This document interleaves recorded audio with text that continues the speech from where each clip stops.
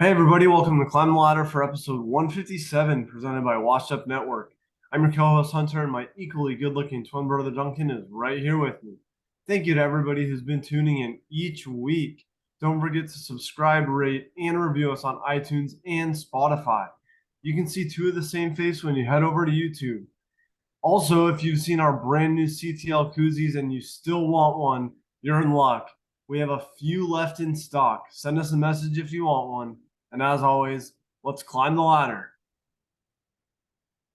How's it going, everybody? Good to be on here the week leading up to the 4th of July, one of our favorite times of the year. Like Hunter said, if you want one of those CTL koozies, Stars and Stripes edition, make sure to shoot us a DM on any of our social media platforms, comment on our YouTube page, or if you have our number, shoot us a text, and we'll try to get you one before the 4th of July. We're creeping up on kind of those last few days that we could get one out, but if you want one that bad, or especially if you're local to Washington or the Boise area, Hunter and I could hand deliver one with the personal CTL touch. But yeah, excited. Seems like summer's just cruising on by. Excited. Good weather all around. We'll preview the 4th of July weekend, even though it's on a Tuesday, here at the end of the episode. But yeah, I think we just jump into it with a little bit of content. Maybe starting out, we've got some national champions to sound off on. The LSU Tigers are victorious for their 7th men's national championship for the College World Series. Yeah, first one since 2009, if I'm not mistaken. Yeah, so congrats to the purple and gold over there down in Louisiana. Strong showing out of the SEC. Obviously, the championship came down between the Florida Gators and the LSU Tigers. Great matchup. LSU came out hot in game one, and then not sure what happened. Florida was feeling it in game two. Wasn't it? Wasn't it like 24-4 or something? I forget what the final Yeah, was. so game 2 was 24-4 Florida, so they evened it out at 1-1. I was lucky I got to watch at least a little bit of all three games. Yeah, I was I shocked for that game too. Game 2 was brutal. I mean, game 1 was awesome. They took it to 11 innings. LSU wins by a small margin. I'm like, oh man, this is going to be a crazy series, which it was, but not in the way that I thought, because it goes extra innings, close game, blowout by Florida. Florida sets the record for the most runs and the most hits on Sunday night in game 2. So then it's like, okay, LSU has to flush it by like the 7th inning. They knew there was no coming back. And LSU was just getting shelled. Florida hitting it all over the place. I think 6 home runs or maybe more. And so Yeah, game 3, we're like, okay, anything could happen. And literally the opposite of game 2 happened. Florida just gets blown out. Tigers come out swinging. Hosses are shooting them out of the ballpark. And then LSU ended up breaking the record for hits in a World Series game that was set the previous night. So just crazy. yeah, ridiculous. The the number of hits in those back-to-back nights, and especially that second inning of game three for LSU, because Florida right out of the gates, boom, it was 2-0 quick in game three. And I was like, this is gonna be a battle, I thought. And then LSU opened it up, I think 6 runs in the second. Um, and they never looked back. No, LSU knew what the mission was. They didn't even bring in Skeens, who's a projected top 3 draft pick, pitcher, one of the best pitchers they've ever seen in college baseball, especially at LSU. He was projected to maybe come in the 8th or 9th and kind of get his last hurrah before the draft, but they didn't even need to bother with that. He kind of got to ride off in the sunset after he pitched in game 1. And yeah, I mean, it was a great World Series overall because you had an amazing appearance from the Gators. But for the Tigers to actually flush it and not let the Sunday game get to them, take it Yeah, to game 3 and just absolutely turn the tables and womp them. And I mean, yeah, they piled on. Usually baseball etiquette, you're up by 10 or 12, you kind of call off the dogs, but Florida didn't call off the Dogs the day before, and LSU was definitely not going to back off when they had the opportunity to keep going.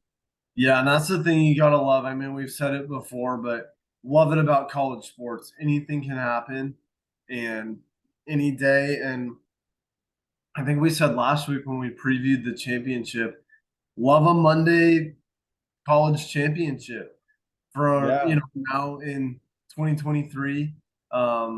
We got the men's, well, obviously the football national championship. We got Monday of March Madness, the men's national championship. I think the women's is on Sunday, maybe Saturday, but I think it's Sunday for March Madness women's. And then, yeah, now baseball, men's College World Series right there. Yeah, Monday. the one thing that I'm thinking of, and curious for your take on it, is we've talked about how like hockey is awesome because it goes, every stage of the playoffs, every stage of the postseason is 7 games. So I'm thinking, hey, awesome. Game one was tied of this, game two lopsided, game three lopsided. What do you think would have happened, and should we expand the College World Series? I think 3 games make sense leading up to it. MLB does 3 games for wild card, and then they do 5 games, and then the actual World Series is 7 games. And I know these are college students, so it's a little bit different, but what would have happened if we had best of 5 or best of 7? Because like you said, that's the best thing about baseball is anything can happen. You can Yeah. get 10 run one day and put up 20 the next. And we literally saw that happen. Florida put 23 hits, 24 runs on Sunday. LSU one ups them and does 24 hits and 24 runs on Monday. And it's the same team that just got whomped on either side. So say then Tuesday we're playing game 4 and maybe Wednesday we're playing game 5. Like, does it get closer? Do things level out? Obviously you have to be more strategic with your pitching. What do you think would have happened if we would have kept going? Yeah, I think that at that point, I think you make a good point, but at that point, then you start mixing in rest days. I mean, you're not traveling, which is good because the That's what whole I like about, yeah, softball and baseball. Softball's in Oklahoma, baseball's in Omaha, Nebraska. Neutral site, the whole thing is played there. yeah. You don't have to travel like you do in professional sports to be at a home stadium. Like, you're there, let's just keep playing. But I also know, I do like that. I just think 3 games you can get away with. Boom, yeah, boom, boom. but then you do need a But rest. I don't like if it would have been over after 2 games because it's like, you play 3 game series against teams all season.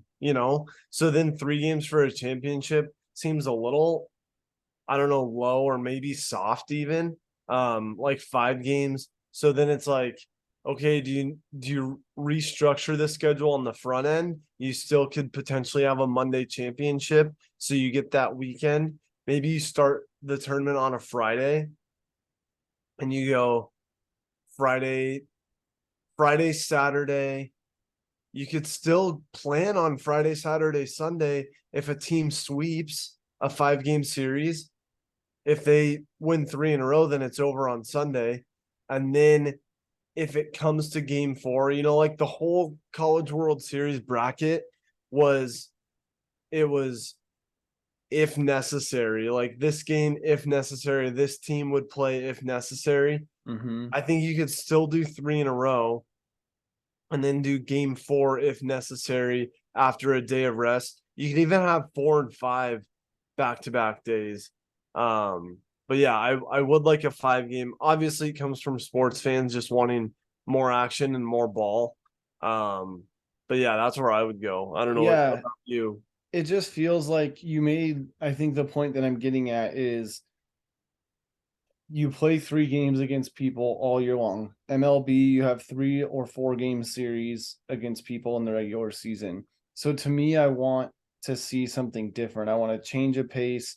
I want it to look a little bit different, feel a little bit different.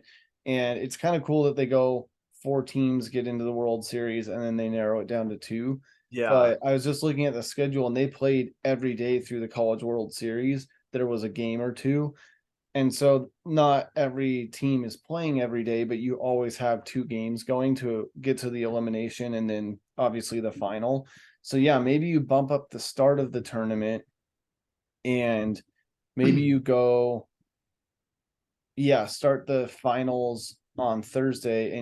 But I do think you need a day of rest. So maybe you go like Wednesday, Thursday, Friday, and then because it is best of 5, so you could end on game 4. So maybe you go Wednesday, Thursday, break, and then like Saturday, Sunday, Monday to still get that Monday championship. I don't know. I really feel like the championship is earned through more than 3 games. And I Yeah. mean, what LSU did was incredible to come back. No discount there at all. I'm just thinking baseball feels like it needs to be a 5-game championship series. So if anybody Yeah. has thoughts on that, definitely hit us if you're listening and you're like, man, I think 5 games or 7, or hey, they're just in college, keep it at 3. But it just felt like, man, this is awesome. I kind of want some more. Yeah. And you think of like in in the bracket for men's basketball, like you have a good game, you have to carry it to the next one, you play 2 days later, 3 days later. So I don't know, something like that even. But Yeah. I would say so too. Well, at the end of the day, great series. Congratulations to the Tigers. I know Joey's excited. We were texting him. Obviously proud alum, 2-time alum, born and raised in Louisiana. So shout out to Joey if he's listening. Your boys got it. 7th title, very exciting, especially to crush a rival like the Gators. So yeah, well, for what do you real. say? Let's jump into some big boy ball and get into little Mariners convo. Got a couple updates from around the league. Yeah, man, I don't know where we go right now. We're just a few days, maybe a week away from the All-Star break, and same old story. Mariners hovering right around 500. Um, actually, I mean, down bad lately. Uh, Given the Astros and the Angels some breathing room. 10 games out of first place behind the Rangers.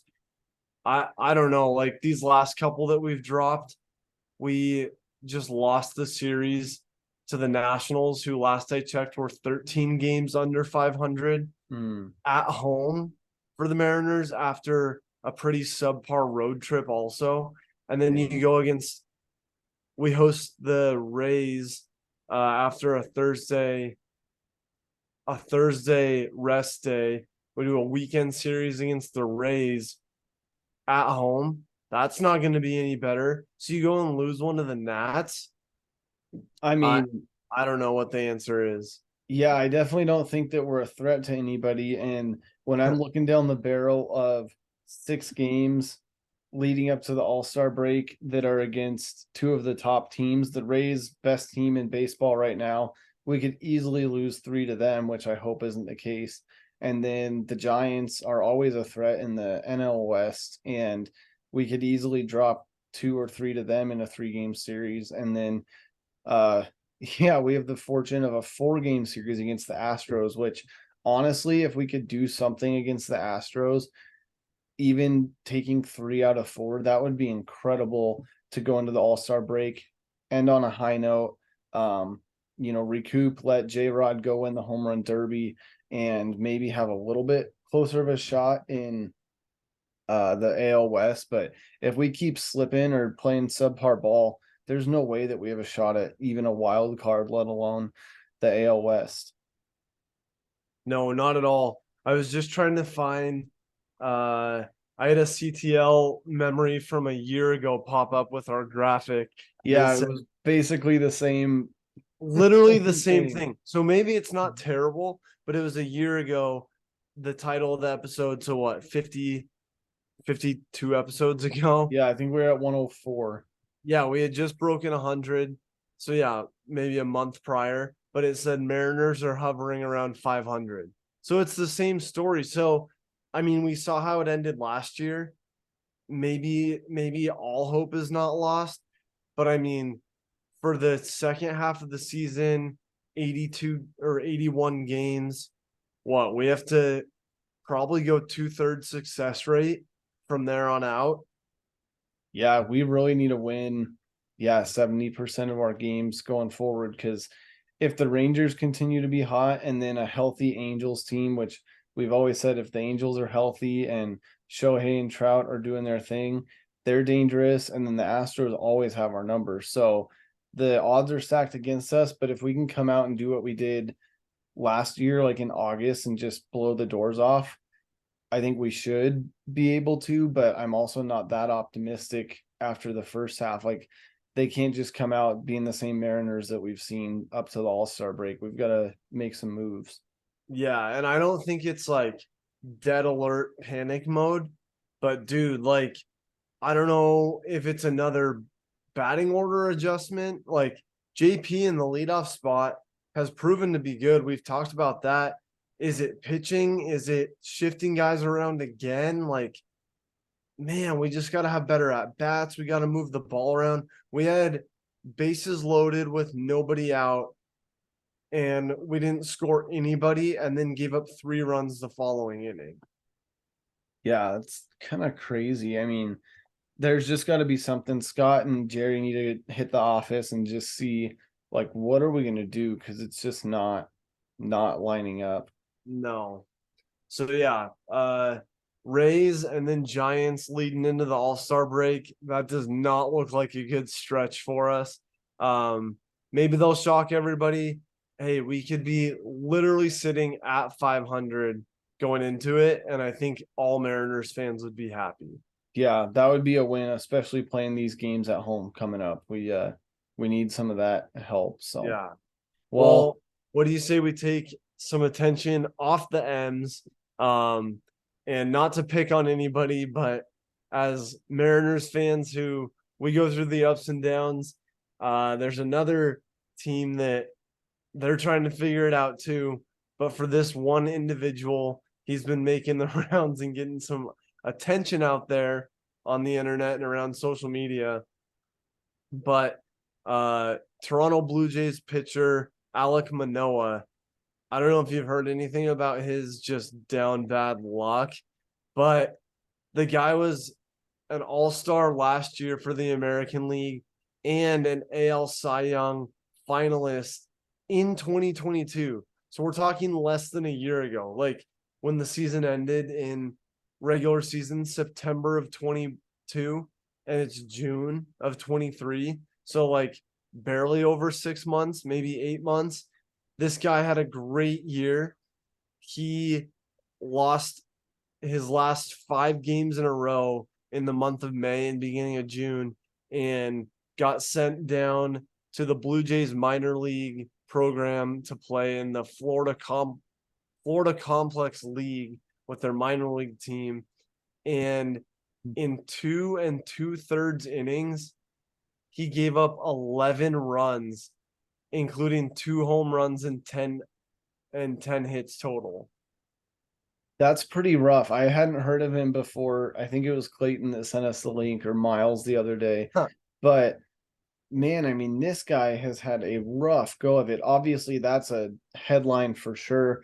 But then you look, last season was not awesome. He, after going 16-7 with 2.24 ERA in 31 starts, he went 1-7 with over a 6 ERA in the next 13 starts to end the season. And then looking back further in his rookie season, he went 9-2 with a 3.22 ERA in 2021, and the dude's only 25. So like, even though we're kind of making fun of him and shedding light, like you would hope that a guy with that much talent, former Cy Young finalist, he's only 25 years old, like he could have another 10 years in the league easy. But if you're just getting shelled, like you got to go back to the basics, find a new pitch, or eliminate the change or something, because that's going to draw headlines all day long. If you're a major pitcher going to rehab assignment, not because you're injured, but because you're doing terrible, like you gotta you got to figure something out there, bud. Yeah, I mean that's just rough. And baseball's such a mental game. Obviously, there's the physical side of it when people are just crushing dingers and guys throw 101, 102, but there's such a mental side to it that often gets forgotten. So, not trying to pick on this guy, but like at some point numbers don't lie, and that's just a crazy baseball stat. Yeah, you got to like only go to the hotel between games, like get your mind right, no outside distractions, Yeah. and like I don't know, take a little bit of heat off the pitches, but get the accuracy going because yeah, Yeah. you got to paint some corners if you're just getting shelled in less than 3 innings. Yeah, no doubt. Well, let's hop through some segments. Sometimes it's fun to go a little rapid fire on some of our favorite segments. So, as always, or as recently, we're bringing segments to you by our CTL koozies. We mentioned it at the beginning of the episode, but we've got special edition stars and stripes koozies, and we want you guys to get your hands on them. $5 a piece going into the 4th of July weekend, and we want to make sure to get them in your hands and keep your drinks cold. So definitely shoot us a text, give us a call, shoot us a DM, and we will get one in your possession. Once you have one, hashtag CTL and make sure you tag us on Instagram and Twitter, showing us what you're holding up in your CTL koozie. Yeah, just got a couple more sold. Hannah's grandparents were super excited about it every time I go over there. I usually go through the garage because they say that they have front door company and side door company. So side door of the garage, um, go through there, and usually they see us pull up. So Hannah's grandpa meets me out in the garage. It's a beer fridge only. There's no food out there. It's strictly a beer fridge. Classic. Just in case people don't have a garage fridge, like this is it. And I actually have one like pretty similar, but that the one he has is like probably 40 years old. And it's a top bottom, it's a high-low cooler. I mean, refrigerator. You can't have a side by side, you can't have a fancy like double door with the freezer drawer. You gotta have a high-low, a top bottom, and yeah, you can have meat and you can have other like indoor, like inside fridge stuff can be in the freezer, but the bottom that you have to open the fridge door and lean down in to retrieve said item, which should only be beer or other alcohol or uh drink NA if you choose.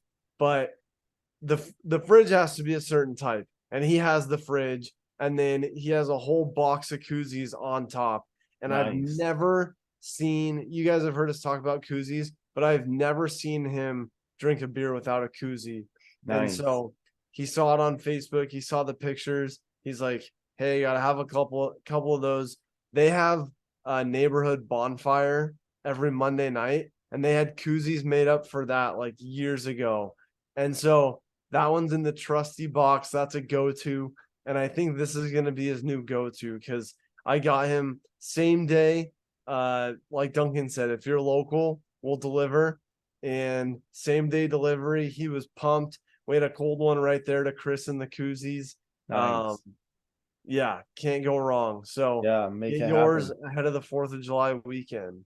Yeah, well, let's hop into a couple of segments, starting off with fantasy feats and failures. I think I got to open this one up.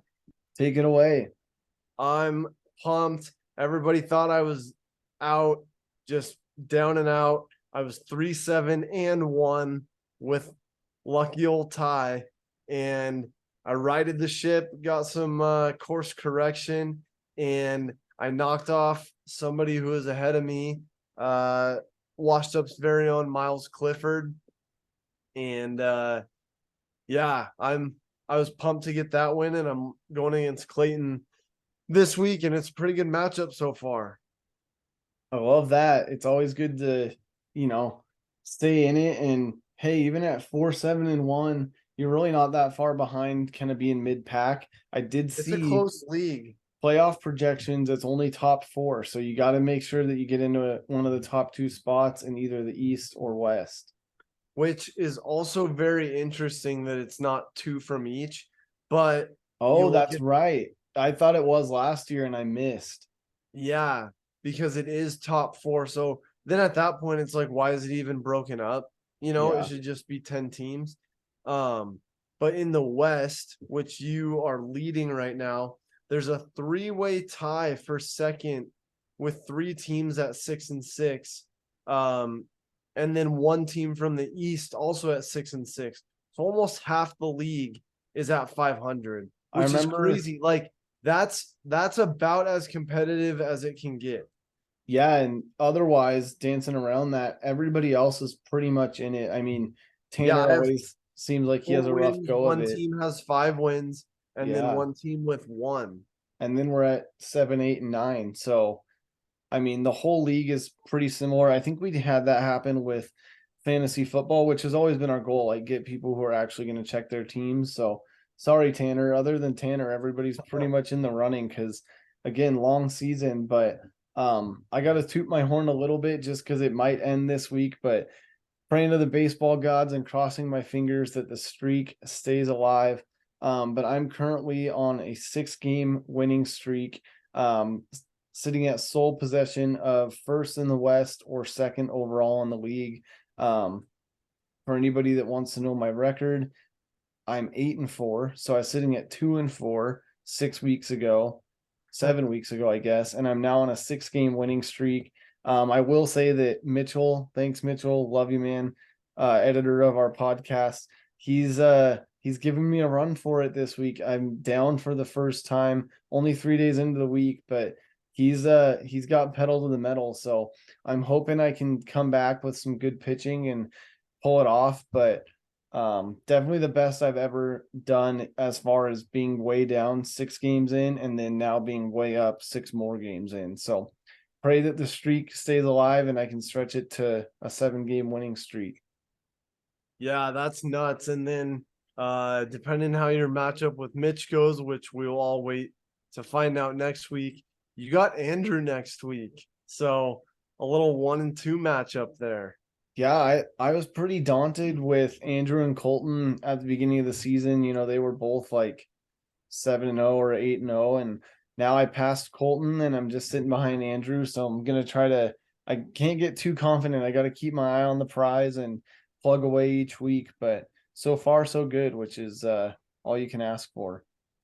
Yeah, wow. Well, what in the last week has really hit the spot? Because we haven't revisited that one in a while, and especially going into the Independence Day weekend, which we will get a preview soon. What has hit the spot last week? Because I have a pretty good hypothetical on what'll hit the spot this upcoming weekend. Yeah, well, I was gonna go a different route, but since it's front of mind, I gotta say if you've had the new peach bush light, that Oh, absolutely hits the spot. Hunter is tired of hearing about it because he can't find it in Washington. But man. if you're in Boise, grocery outlet on Overland, I'd never been there before, but I caught a whim that they might have the limited edition summer peach Bush Light. I will say I'm not a Bush Light drinker. I think I've had Bush Light once before, but man, this is a good beer. It is like the most refreshing thing you've had, and I would say that peach Bush Light might be the definition of hit the spot. Man, I mean, that has summer written all over it. That It's just sounds yeah, it's not perfect. the best beer you've ever had, but it might be one of the most refreshing. I mean, I can't even fathom just an ice cold. Like, I have my, speaking of garage fridge, I have my garage fridge turned down to the coldest setting because if there's no food in there, then why have it at the recommended? Like, it recommends 4 out of 7, and I just have it cranked.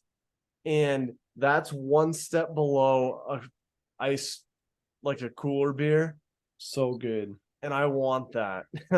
Yeah, you'll get it. I'm sure it'll make its way there. So yeah, if anybody out there has heard of Peach Bush Light or knows that it's out there, limited time, kind of like their Apple release, which I've never had. Um, but I would highly recommend grabbing 30 of those for especially headed into a nice hot Independence Day weekend. Crack one on the 4th. I think you'll be set. What about for you? What's hit the spot?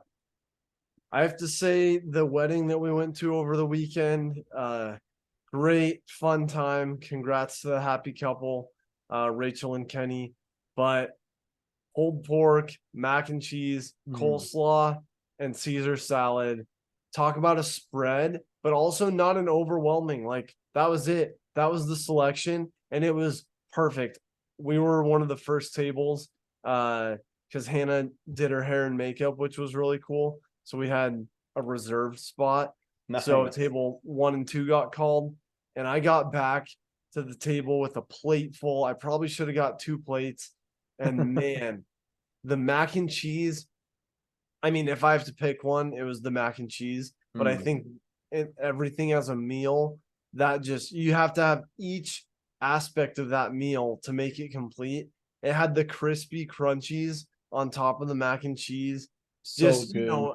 like a pan that takes up half the table of mac and cheese. And that was good.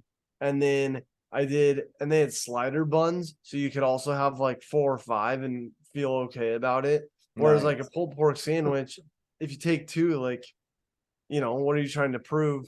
So Yeah. get a couple slider buns, and then it was in order to get bun, pulled pork, and then mac and cheese. But I did a quick sleight of hand, and I grabbed a scoop of mac and cheese, and then back to the pulled pork, put the pulled pork on top. So I had sliders, and I had mac and cheese topped with pulled pork, and then just filled the rest of the plate with Caesar salad. Nice. You can't go wrong. I And mean, for a big event, staples. like shout out, I feel like for big events, a lot of times they make the Caesar salad way too far ahead of time. So it's all soggy or like an outdoor picnic style. This was still crunchy. The croutons were intact. 10 out of 10 meal. Love that. Man, I can taste it. I feel like, I mean, we'll preview the 4th here, but I feel like that's just an American staple. Celebrate 4th of July. I mean, you can't go wrong with just the timeless classics like pulled pork that's been in the smoker since the 3rd, a nice creamy baked mac and cheese in like the Winco foiled throwaway pan. Like that's authentic right there. Yeah, no doubt. Well, let's throw in your favorite deep cut. Maybe we go maybe a patriotic deep cut for to be on theme, and then we'll preview our 4th of July weekends and get you guys on out of here. I do like that. Deep cut. I mean, we might have to have a few. I Just have I have one top of mind that just like okay. I feel like it's a timeless, like you got to hear it on the 4th at least once. Only in America, Brooks and Dunn, early 2000s. It came on a week or two ago, and I was like, I forgot how good this song is. And that's like you listen to it anytime, but and there's some songs like a Lee Greenwood, God Bless the USA or something. Yeah, Like timeless. that's definitely like you're gonna play it on the 4th, but you might not just jam out to it in your car. You could because it's a good one, but Yeah. only in America, like so good. And then I'll throw in one more just because also top of mind. It's America, Rodney Atkins, Oh, Lemonade Stand. It's yeah. that's just like you can picture the music video, the movie playing out. So I'll take That those one two like for my hits deep the cut. childhood. Like that's right there. Yeah, we'll have a good Rodney Atkins. Definitely not on constant repeat, but every time he comes on, I'm like, yeah, good sound. Yeah. He has staples for sure. All right, what do you got? Any juices flowing? I'm glad that you didn't take it on 1 or 2 on that, but courtesy of the red, white, and blue, it's not a complete celebration of the weekend for Independence Day without hearing Toby Keith's courtesy of the red, white, and blue, hands down. Love that. I mean, that's pretty. You could turn on half of Toby Keith's songs and you'd be rocking the red, white, and blue Yeah. pants or board shorts. So yeah, can't go wrong with Toby. Sending prayers up for Toby as well. Yeah. Battling stomach cancer. So I know he's been on a little bit of a hiatus, but Godspeed to Toby. And yeah, can't go wrong with a little courtesy of red, white, and blue. Yeah. Well, speaking of that, what do you got planned for the weekend? Supposed to be nice weather. Excited for it. Yeah, kicking off the summer, using the availability and the nice weather of the weekend and painting the house. So, Nice. not going to be doing that on the 4th, but using the weekend. Like you said at the beginning of the episode, it is on a Tuesday, so it's a little bit weird of timing. Pretty Uh, much the worst day that the 4th could be on other than Wednesday. I think, yeah, next year I think will be tough. But when it comes back to Thursday in 2 years, I mean, that's a no-brainer. Like, Yeah, you're not working Friday. There's every no way. office in the country, including all government buildings, should be closed on that Friday. And I think maybe we heard a podcast last year or something talk about this, but if you end up having to work on a Friday after a Thursday holiday, like you're not going to do anything. Yeah. I mean, that's if you're paying people to work or you're paying people PTO, like just pay them that. You're paying them anyway, right? Why does Yeah, the office have to be open? definitely. Well, yeah, hopefully the house painting goes well. I'm sure it'll kind of tie a bow on your whole home remodel, which has gone pretty quick and obviously looks great. So excited to see the finished product there. Yeah, excited, ready for it to pop. And then as far as the 4th, we're looking at 86 in Washington. I actually just got the memory popped up from 2 years ago when we had 110 in Washington, which was the same weekend as my marathon. Dang. So we're sitting at a nice 76 today, which is just right. 86 next week for the 4th. I'm gonna go find a lake somewhere, just float. I want to get a floatable cooler so I don't even have to get out of the water to restock. Money. That's definitely the move. Costco might have one, so maybe take a tour through. Definitely. Yeah. What do you got? Yeah, Mandy's parents are coming into town tomorrow on Thursday, little long weekend, which will be fun. They're not staying till the 4th. They're here Thursday through Sunday. So yeah, we're gonna go hit the lake, take the jet ski out, hit a Hawks game, kind of your all-American weekend.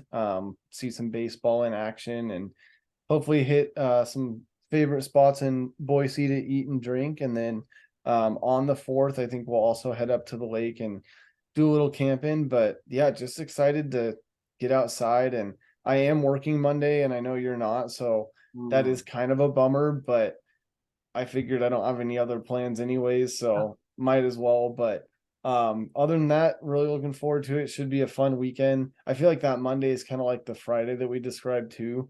You kind Yeah. of tee up your week without having to do a whole lot, and then on Wednesday I'll come back and hit it hard. But Monday I think will be a kind of a And good you won't prelim get day. the holiday scaries when you Mm, have to start the week like after Memorial Day or Labor Day or something, where you start the week on a Tuesday. I'll be starting the week on a Wednesday, but you'll mm. just have like a 1 day break, which is Yeah, nice.